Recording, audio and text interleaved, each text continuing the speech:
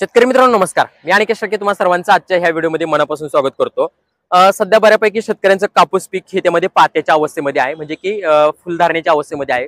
आणि बऱ्यापैकी शेतकऱ्यांचा असा प्रश्न पडलेला आहे की काही काही शेतकऱ्यांना पाते वाढवायचे आहे, कपाशीची जोमदार वाढ पण करायची आहे, हिरवेपणा पण आणायचा आहे, त्याचप्रमाणे रस शोषणारे कीटक देखील त्यामध्ये वाढलेला आहे. तर ह्या सगळ्या समस्या लक्षात घेऊन हा खास करून आजचा व्हिडिओ त्यामध्ये मी बनवत आहे. आणि तुमच्या पण कापूस पिकामध्ये यासारख्या समस्या असेल आणि तुम्हाला जर फवारणी करण्याचा जर तुम्ही विचार करत असाल तर मी जे काही सांगणार कॉम्बिनेशन आहे त्या कॉम्बिनेशनचा आवश्यकतेमध्ये वापर करा. खूप छान त्यामध्ये तुम्हाला रिझल्ट आलेले दिसून येतील.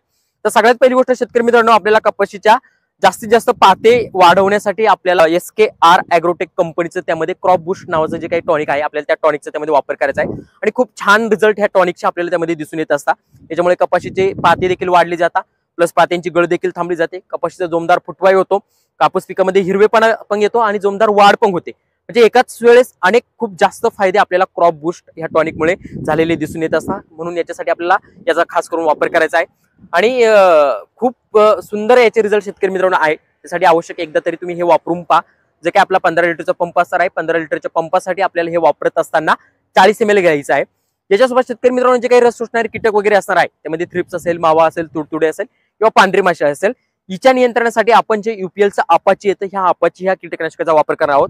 हे वापरत असताना आपल्याला 16 ग्रॅम वापरायचं आहे. आणि जे काही असणारे बुरशीजन्य रोग वगैरे आहे, सध्या वातावरण खराब होत आहे, कधी ढगाळ वातावरण होत आहे, कधी पाऊस पडतोय, कधी ऊन पडतंय, मग याच्यामुळे काय होत असतं, अनेक वेळेस बुरशीजन्य रोग खूप मोठ्या प्रमाणात वाढले जातात. त्यासाठी तेही देखील आपल्याला नियंत्रणात ठेवणं गरजेचं आहे. तर त्यासाठी आपल्याला कस्टोडिया नावाचं जे बुरशीनाशक आहे याचा वापर करायचा आहे. ते वापरत असताना आपल्याला 30 ml घ्यायचं आहे. अशा प्रकारे हे 3 औषधं त्यामध्ये मिक्स करायची आहे आणि ह्या 3 औषधांची एकत्रित फवारणी आपल्याला कापूस पिकावरती करायची आहे. या फवारणीमुळे तुमच्या कापूस पिकाचे जोमदार पाते देखील वाढले जातील, पात्यांची गळ देखील थांबेल, फुटवा देखील होईल, कपाशीची जोमदार वाढ पण होईल, रस शोषणाऱ्या कीटकांवरती दीर्घकाळ नियंत्रण देखील मिळेल आणि बुरशीजन्य रोग जे काय असणार आहे हे देखील संपूर्ण त्यामध्ये यांचा नायनाट व्हायला मदत होणार आहे. फक्त चांगल्या रिझल्टसाठी सांगितलेले जे काही औषधांचं प्रमाण आहे हे मापात वापरा आणि दाट फवारणी करा, जेणेकरून निश्चित तुम्हाला खूप चांगले रिझल्ट आलेले त्यामध्ये दिसून येते. शेतकरी मित्रांनो, हा व्हिडिओ आवडला असेल तर नक्की व्हिडिओला लाईक करा आणि जास्तीत जास्त शेतकऱ्यांपर्यंत हा व्हिडिओ नक्की शेअर करा. धन्यवाद.